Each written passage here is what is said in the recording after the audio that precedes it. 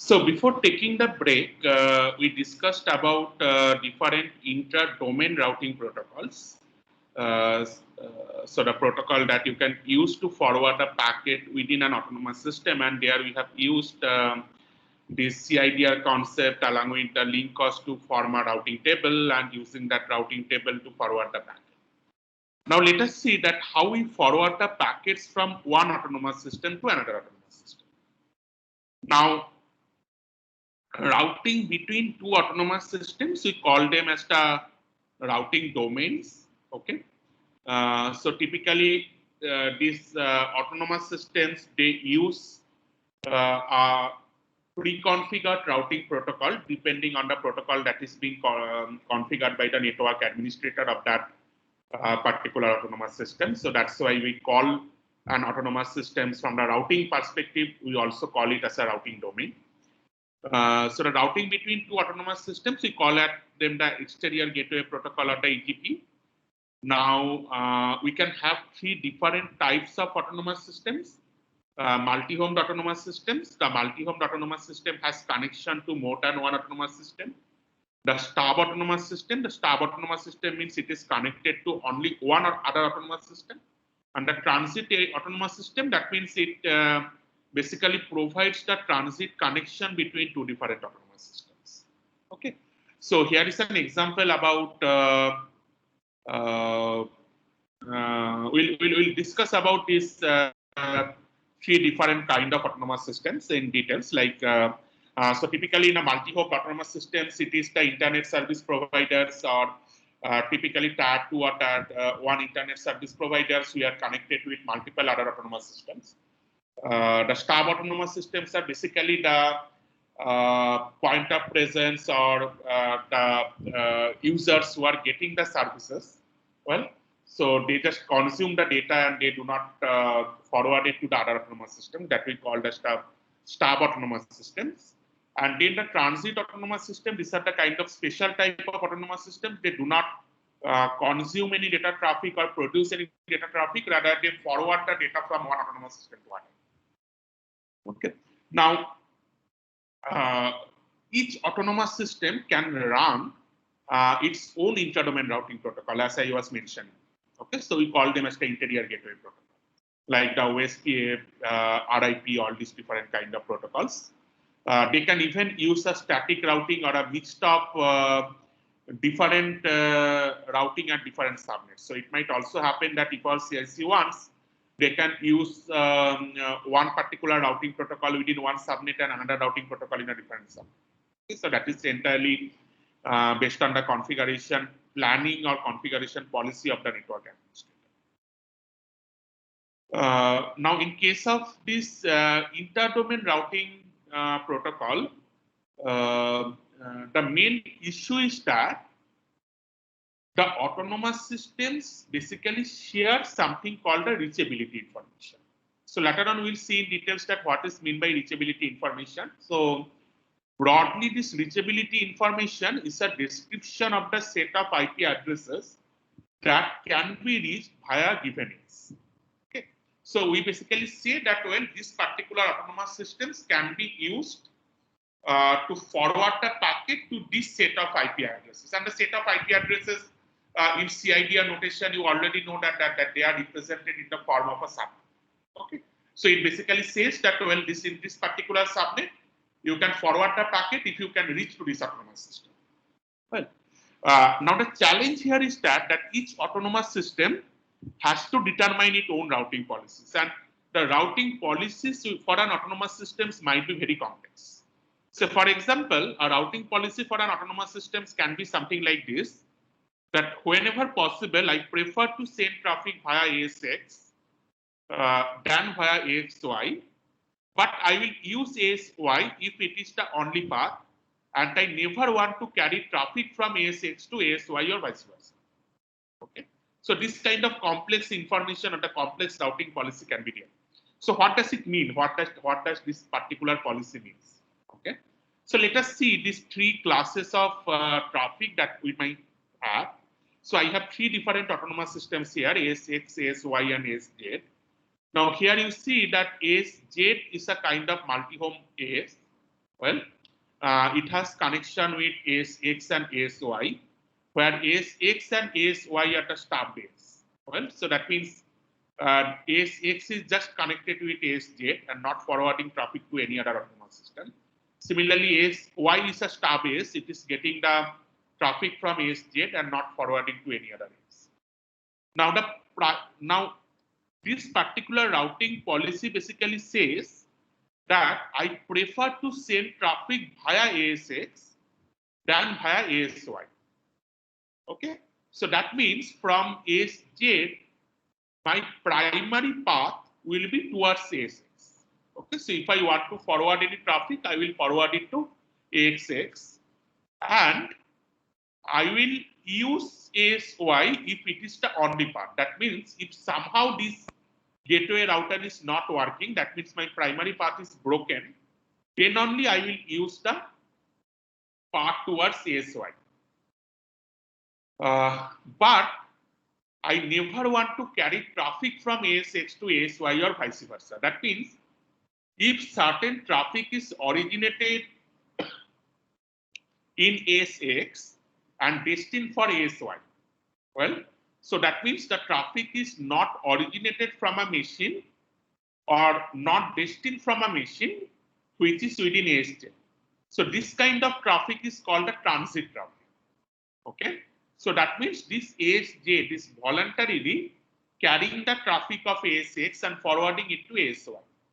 And the policy is that I do not want such kind of transit traffic to be forwarded. And that can be a policy for an autonomous systems or an internet service provider, right, based on their business policies. So, for example, the Airtel might have an agreement with BSNL, and it might agree that, well, I will forward the packets from BSNL. But say Airtel doesn't have any agreement with Jio, and Airtel doesn't want to forward any packet from Jio. So if you are a Jio subscriber, maybe Jio network need to find out another part based on their own subscription policy. So this entire routing policies between different autonomous systems, it is not precisely a kind of shortest path routing or the least cost routing. Well, so the main complexity of inter-domain routing protocol is to adherence to this kind of policies, which are mostly kind of business policy, and the policies that are being set up based on the cooperation or the peering relationship between different kind of network service providers. Okay, so that is why many people or many engineers, they do not call these inter-domain routing protocols as the routing protocols. Rather, they call it as the kind of packet forwarding protocol or the kind of peering protocols. Okay. So it is basically to forward the packet from one AS to another AS, depending on its routing policies or its business policies that it has set up by setting up the peering relationships with other autonomous systems or other internet service providers in the internet. Okay, so that way these kind of protocols are much more complex compared to the kind of protocol that we have already studied, like OSPF or RIP, where my major objective is to reduce the path cost. But here we see that we need to adhere to these policies, which are kind of much more important compared to the path costs.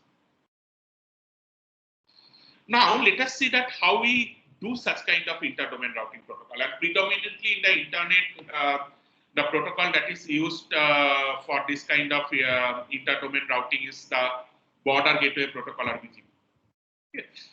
So the initial protocol that was designed by ARPANET, which is called the Exterior Gateway Protocol or EGP, that was designed for a specialized topology such as a tree topology. BGP then replaced EGP. The main change from EGP to BGP was that BGP generalizes the topology structure of the internet. It says that the internet need not to follow any kind of specific tree kind of hierarchy or something like that. There might be direct peering relationship, and BGP can adhere to those kind of peering relationship. BGP assumes that the internet is an arbitrary interconnection of a set of autonomous systems. Well, so here we are. I'm not going to see about the routers or the individual hosts. I'm just going to see the autonomous systems as a whole. And we have two different type of traffic. As I was mentioning, we have the local traffic The local traffic means the traffic which originates or terminates on nodes within an autonomous system. And the transit traffic are basically the traffic that passes through an autonomous system. Okay.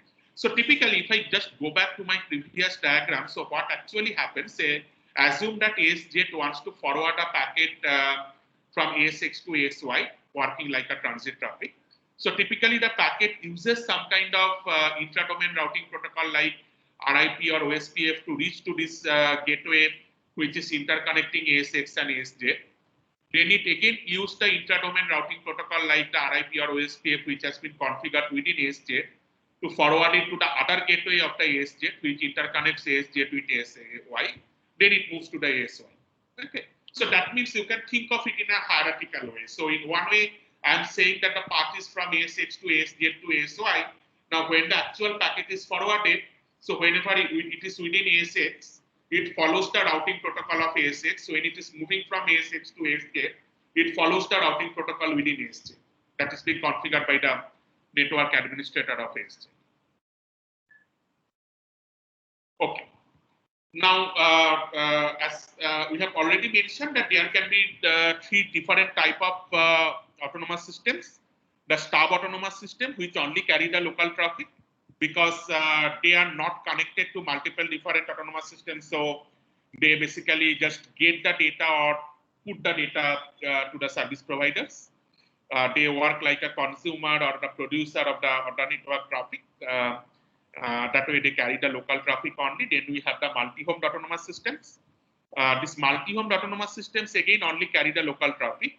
It refuses to carry the transit traffic. So that means you are connected with multiple other autonomous systems, but you are just taking the traffic from one autonomous system or forwarding the traffic to another autonomous systems. You are not using any kind of transit traffic. Okay. The second picture, the middle picture here, it is an example of such kind of multi-home device. So you are making a connection between, say, this AS100 to AS200 or AS100 to AS300, but from 200 to 300, you are not forwarding the packet. Then we have the transit OS. The transit OS are by default a multi-home AS because they need to transit the traffic between two different autonomous systems. Okay, so they can carry both the transit traffic as well as the local traffic. Okay, now what are the objectives of BGP? So the objective of the BGPs are as follows. The first is that it provides the best non-looping or loop-free policy complaint path. Okay. So I need to find out a path which is free from any kind of routing loops, and at the same time it is complaining the policies or following the policies of the individual autonomous systems. Okay. Then the second is the scaling. Now the CIDR at the internet scale may not be scalable, as I was mentioning earlier that.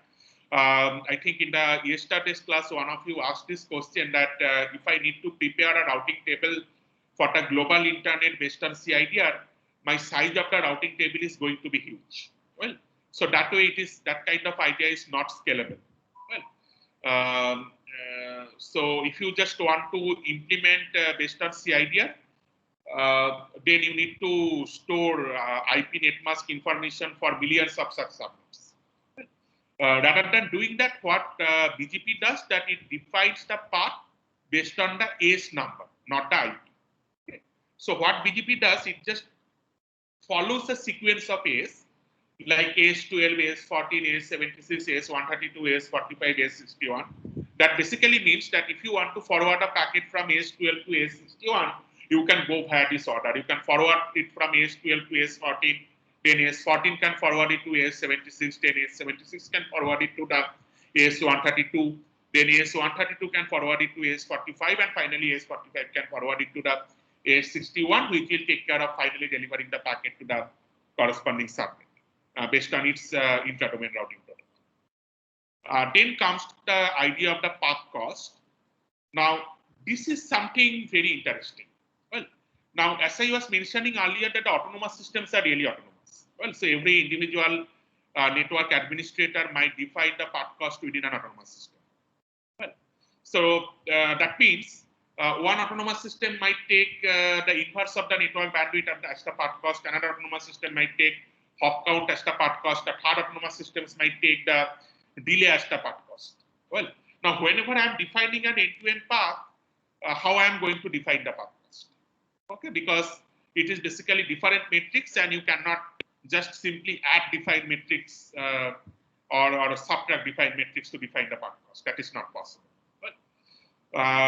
So because of such kind of problems, what the BGP does, that BGP simply forgets about the path cost. It doesn't bother about the path cost at all. So that I think I was mentioning some time back, that BGP just considered about the reachability information, whether a particular subnet is reachable via an autonomous system or not. Okay, so it does not think about what is going to be the optimal path to reach a particular subnet. If you can reach to that subnet, then it is fine. The individual cost minimization will be taken care of by the individual autonomous systems in that one. So that was the basic policy behind BGP, and that as a result, it might happen that you choose on a longest path rather than a shortest path, and we just accept that. Okay, because you do not have any other choice that can be performant and at the same time scalable. So as I was mentioning earlier, that there is always a trade-off between the correctness and the performance of the scalability. Okay, you cannot satisfy both in a large-scale network. You need to make a trade-off between the two, and the things we do here at the AS level, we do not bother about the path cost. We only bother about the path cost when the packet is forwarded within an AS, and that way our assumption is that, well, in the worst case, there might be one additional AS which might get added up, or some AS having a higher cost will get added up, but that will be kind of eventual.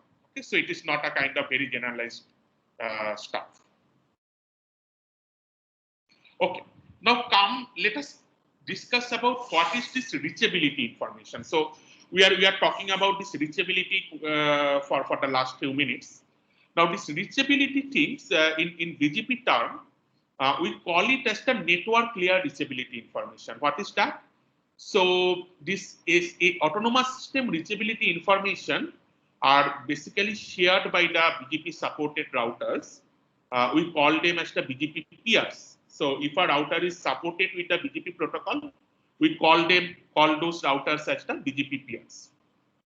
Now this NLRI or network layer reachability information is shared between the BGP peers through the BGP update messages.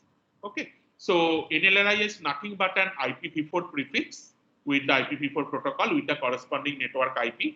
So one such NLRI information can be 110.12/16. So you can just see that this is a kind of network IP that I am providing, a kind of subnet IP that I am providing. Okay. So it is used to find out the AS reachability as well as the route aggregation through CIDR. So we see that if two subnets are, again, the way we did route aggregation for routing table construction, the same type of route aggregation we do here. We can actually see that if a same AS is providing reachability to multiple different autonomous systems and they can be combined based on CIDR, we combine them. Okay, so for example, you can combine 110.12/16 and 110.12.8/24 together to form 110.12/16. Right? So based on that CIDR aggregation mechanism. Okay. In the case that when both the subnets are connected to the same AS, so you do not need to maintain duplicate paths. Now there can be two different type of BGP supported routers, as I have mentioned earlier, that if a router supports BGP protocol, we call it as the BGP peers. So this BGP peers basically share the reachability information among themselves. There are some special type of BGP peers which actually produce this BGP update messages or the network layer reachability information. We call them as the BGP speakers. Okay, so a BGP speaker is a router that is configured with BGP, and it is a spokesperson for the entire autonomous system. So, for example, within IIT Kharagpur network, we can designate one BGP supported router as a BGP speaker, and the task of that BGP speaker would be to announce the subnets which can be reachable via the IIT Kharagpur autonomous system. Okay. So once initialized, it uses the well-known BGP port like the TCP port 179 So BGP works on top of TCP to connect to other configured BGP peers in the internet and share the autonomous system reachability information. Now, these BGP speakers advertise the path information with the BGP speakers in the peer autonomous systems. So for example, IIT Kharagpur network is connected with the connected with the ARNet network. So the BGP speaker of IIT Kharagpur network will announce the BGP path information to the ARNet BGP speaker. Okay. Now let us see how a BGP path information looks like. Okay. Now BGP advertises the complete path information as an enumerated list of autonomous systems to reach a particular network. And here actually differs from our typical CIDR routing table. In case of CIDR routing table, if you remember, what information we have stored is the next hop information. We only put the next hop information, and when the packet is being forwarded to the next hop, we again decide that what is going to be the further next hop from that intermediate router, right? So that way, my typical CIDR routing table works. But in contrast, in case of BGP, we do not maintain that kind of next hop information. Rather, we maintain the entire path information. Why? Because in case of CIDR, I am running a routing protocol at the backend, and that particular routing protocol is ensuring the loop-free routing. Okay, so I am using Bellman-Ford algorithm or maybe Dijkstra's algorithm to find out the shortest path, either in the distributed version or in the centralized version. Distributed version in case of distance vector, centralized version in case of link-state. But whatever protocol you are using, I am ensuring the link-state. I am ensuring the loop-free routing. Okay, but in case of this BGP, where the autonomous system graph is huge, you cannot use any kind of such kind of shortest path algorithm that will ensure loop-free routing. Well, because of such kind of massive structure of the network. If every autonomous system starts learning about the other autonomous systems in the internet, then entire network bandwidth will get consumed only by the control packets. So that's why we cannot have that kind of luxury whenever we are talking about the autonomous systems interconnectivity and trying to find out the routing for the paths between multiple autonomous systems. And that is the reason we are not been able to use any kind of shortest path algorithm like Bellman-Ford's algorithm or the Dijkstra's algorithm. So the question comes that how I am going to apply or how I am going to ensure loop-free routing, because just a few minutes back we mentioned that loop-free routing was one of the major objectives behind the design of it. Now to maintain loop-free routing, BGP takes this policy that just rather than putting the next hop information, because we are not using any kind of standard graph theoretic algorithm to find out loop-free shortest path, let us apply or let us put the entire end-to-end path in the form of sequence of autonomous systems. Like the example I have shown you earlier, that AS1 to AS5 to AS8 to AS11. And that way, in this entire path information, if an AS comes to get twice, you can immediately identify that there is a loop. Okay, so that means you need to, whenever the network layer reachability information is being propagated in the network, and you construct that AS path information, that AS path information should not consider the same autonomous system twice. Okay, so for example, you have started from AS1, you have moved to AS5, then you have moved to AS6, then you have moved to AS8. And then again, if you see that you have moved back to AS1, you consider that well, there is a routing loop and you discard that one. Okay, so that way the entire AS sequences are put in the path information. Now, this is also necessary to enable the sort of policy decisions. Okay, because I need to see that whether two autonomous systems can directly transfer traffic between each other based on their existing business policy or not. Well, say for example, this subnet 120.96 and 192.4.153 is connected with AS4. Now AS4, the BGP speaker of AS4 is basically broadcast that information that construct the NLRI packets and broadcast that network layer reachability information. It reaches to AS2, and then AS2 says that, well, I can reach 128.96 via the path AS2, AS4.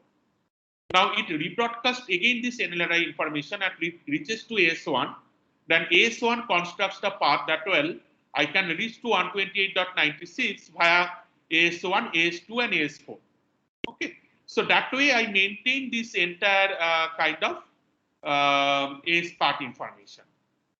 Well, similarly, this information is again broadcasted and it reaches to AS3, and AS3 finds out a path that, well, I need to reach to 128.96 via AS3 to AS1 to AS2 to AS4.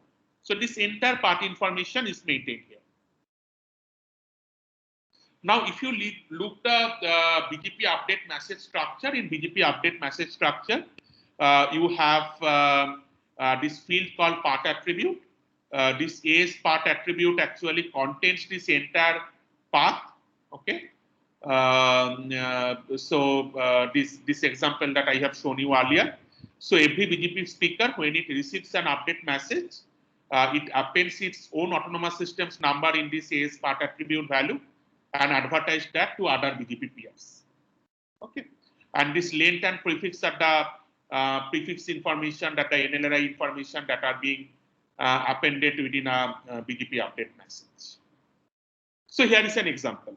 Okay, so that will make the entire idea clear. So I have a network of autonomous systems. So AS10 to connected to AS51 to AS59 to AS138 to AS228 to AS780. Okay. Now say this subnet 110.23/16 is connected with AS10, and 115.25/16 is also connected with AS10.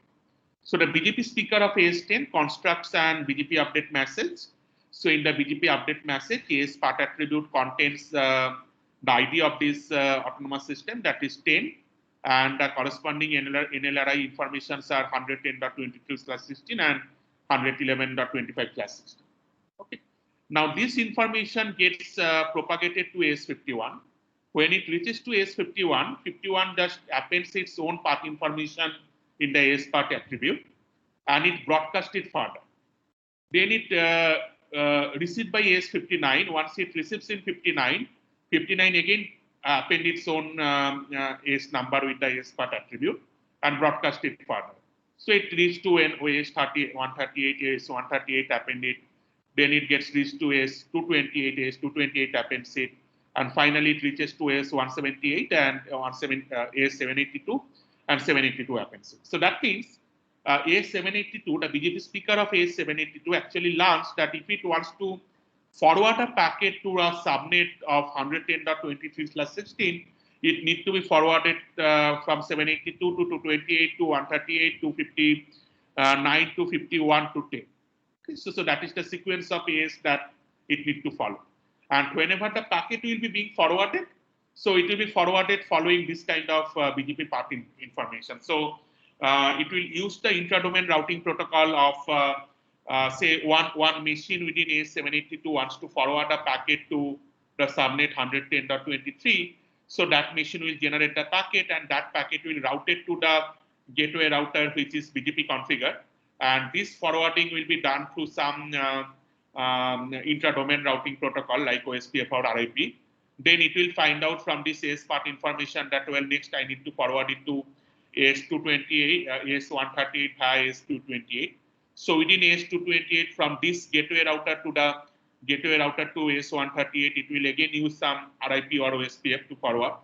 And so once it reaches to AS228, again it will look into the BGP path information to find out the next OS autonomous system where it needs to be forwarded. So that way the packet gets forwarded in the entire internet. Okay. Now, for BGP route establishment, so that is actually a very complicated algorithm, as I was mentioning, that it considers multiple different factors simultaneously. So based on the BGP update message, a BGP speaker may have multiple paths to a subnet. So it might receive multiple different NLRI, and based on that, it can have multiple different paths.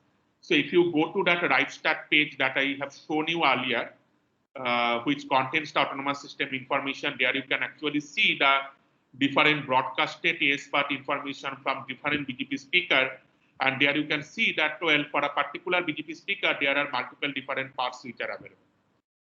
Now the question comes that whenever a BGP supported router needs to forward a particular packet or decides about the next autonomous system where it wants to forward the packet, how will it decide? So it decides based on a complex algorithm that actually combines the different internet policies with other factors together, and it gives priority with different type of traffic. Say, for example, the local traffics are given priority over the transit traffic. And I have given you here in the slides the link where the entire algorithm is given that are being followed by the Cisco routers. And that particular Cisco algorithm, so if I just open it, so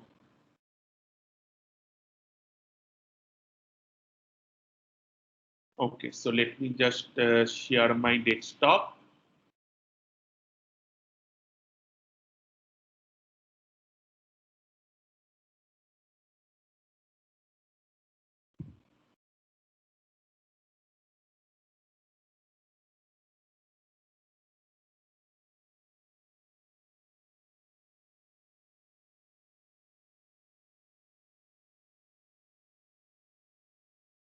Okay, so I hope my desktop page is visible to you.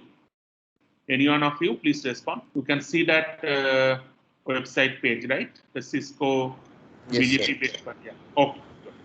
So here you can see that it has actually given the rules which are being followed. Okay. So for example, prefer the path with the highest weight. Okay.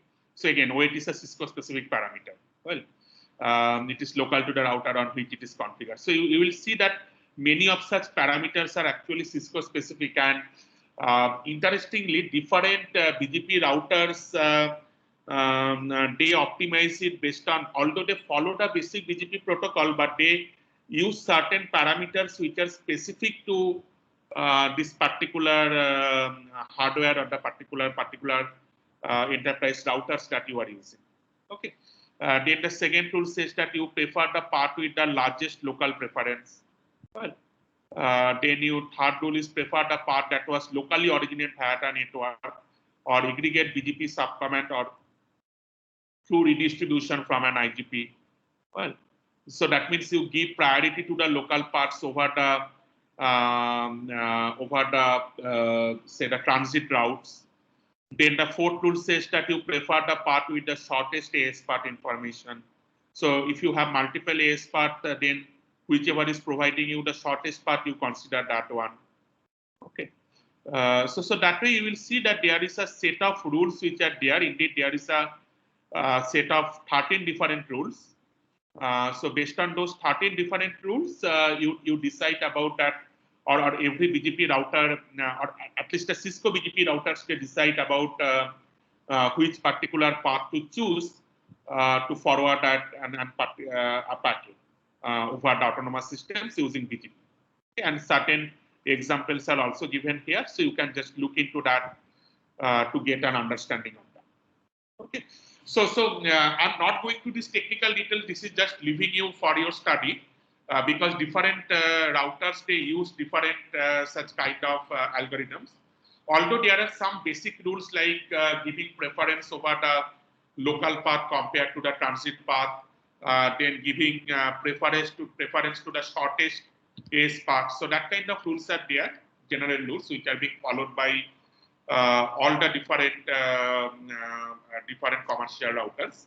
But typically, multiple commercial routers, they also put their own preference or their own rules while configuring the BGP path selection algorithm. So this gives you a kind of broad idea about the BGP protocol. Another thing I just wanted to show you. Just a minute.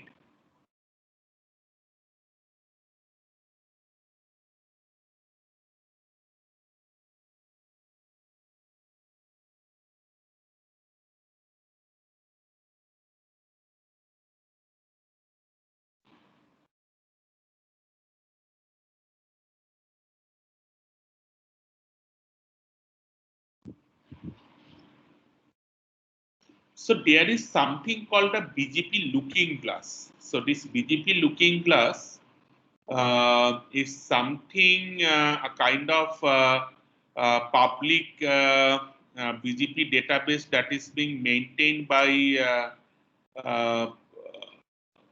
by the RIPE Atlas. So you can actually look into this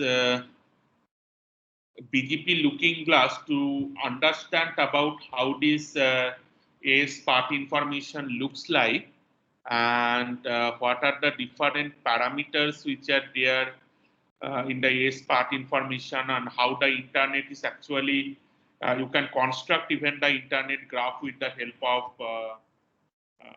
that kind of looking glass information. Let me just load it.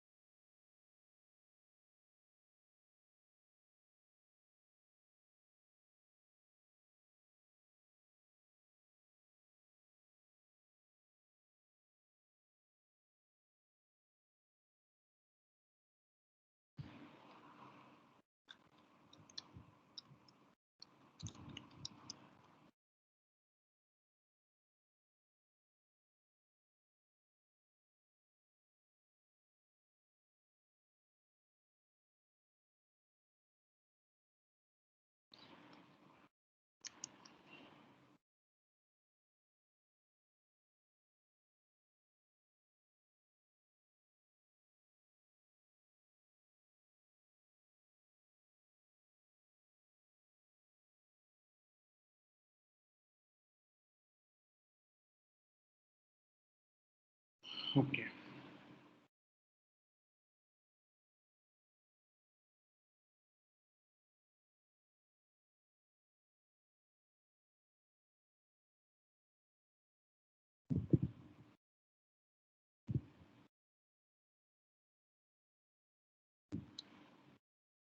So the site is taking time to get loaded. Let me, I had a screenshot in the slide. Let me just show it from there.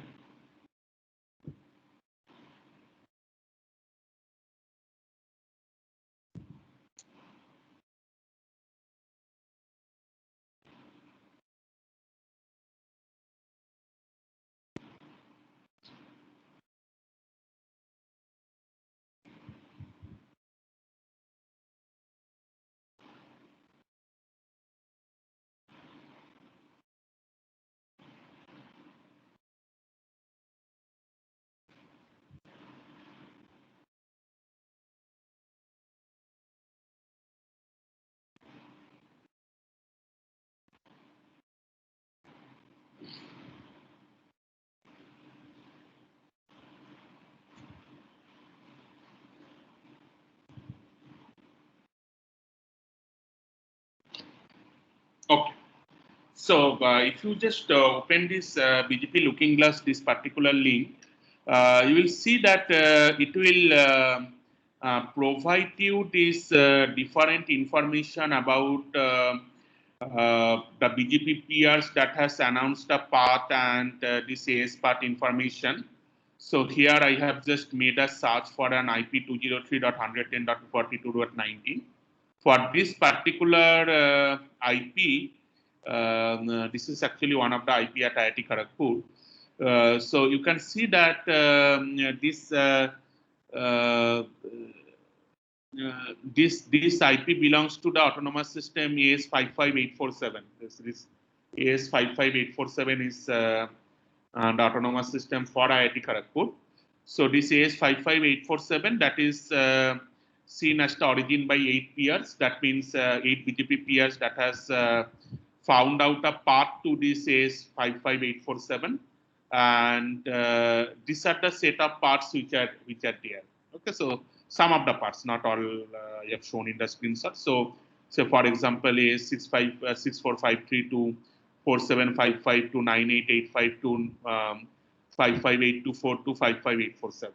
Well, so that way you can see the path information, and actually you can find out, or you can find out the details of this autonomous system to see that how the IIT Kharagpur network is actually connected, and how it interconnects different ISPs globally to forward the packet. Okay, so that way actually you can, if you just play with that, you can construct possibly a nice graph where this IIT Kharagpur resides as a root, and you can find out the other parts through which this IIT Kharagpur autonomous systems can be reached. Okay. So this is all about BGP. Let me know if you have any questions or queries regarding BGP.